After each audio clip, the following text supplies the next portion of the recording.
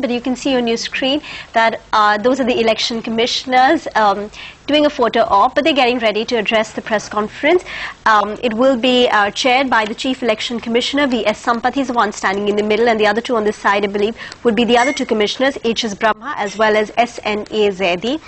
That's the photo op. The poll dates will be announced any time now once they begin. So we will be cutting across this time around. It's expected to be a longish session, maybe spread over about 6 to 7 phases. So it could be a bit of a summer marathon for us. Reports suggest that it's likely to begin in the early part of April. He is about to start, so let's cut across. Colleague Commissioners, Sri Brahma and Dr. Zaidi, ladies and gentlemen, I welcome you all for this press conference. We have great pleasure in announcing the commencement of the process for general elections to the 16th Lok Sabha, which is yet another milestone in the history of Indian democracy. As you all know, the term of the 15th Lok Sabha is due to end on 31st May 2014. The terms of 3 state assemblies, namely Andhra Pradesh, Odisha and Sikkim, also come to an end on 2nd June, 7th June and 21st May respectively.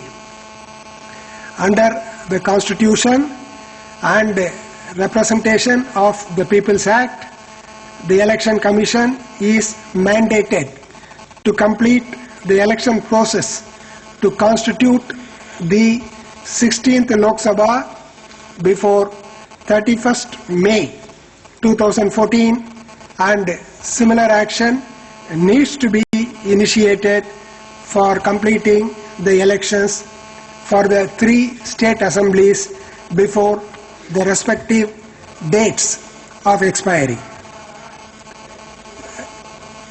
Credit? Yes? Mobile? No? No mobile? Yeah, okay.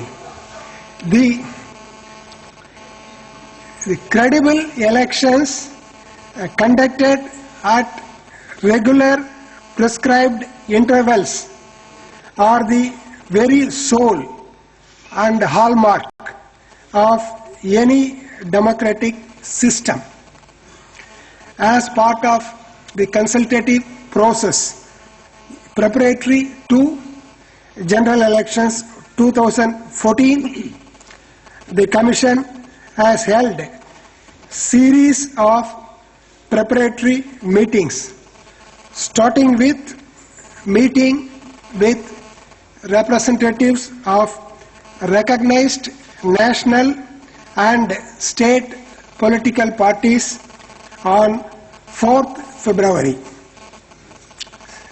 During the meeting, while extending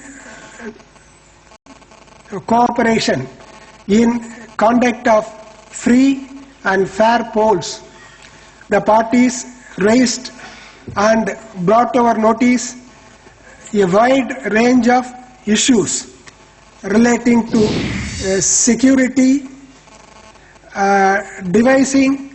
revising the ceiling of election expenditure by candidates, necessity to keep the various festivals and seasonal conditions in different parts of the country in view while arriving at the schedules. Quite a few participants were also highlighting the importance and need for holding elections in phased manner in certain critical states.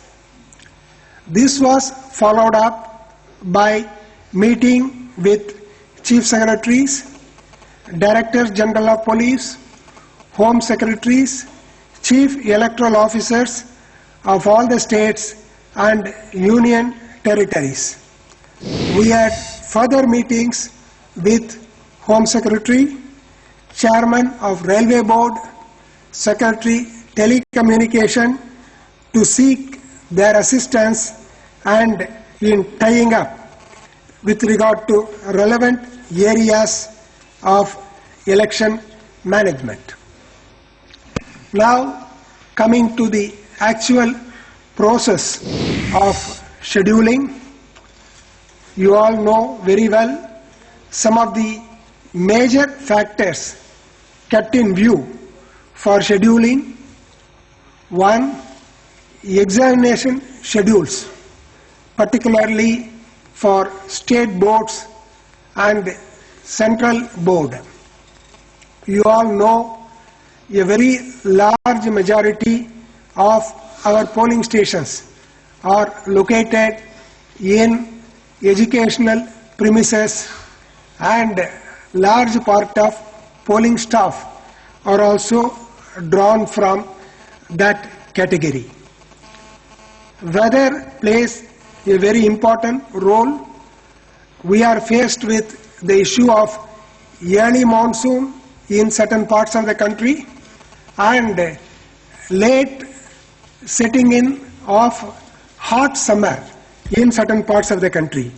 We have to keep this also in view while deciding on entry date and exit date for the elections. Some of the states have, though the coming period is not exactly crop season for the entire country, but in certain parts of the country, harvesting is a major factor which has to be kept in view. Keeping all this in view, we have drawn up our schedule, which we will be sharing with you shortly. One of the prime requisites in preparation for general elections is availability of up-to-date electoral roll. Rolls have been revised with 1st January 2014 as qualifying date, and final rolls have been published in all the states. Total electorate as of now for general election 2014 is approximately 814 million, that is 81.4 crores, which is about 10 crores more than the last parliament election. You have to compare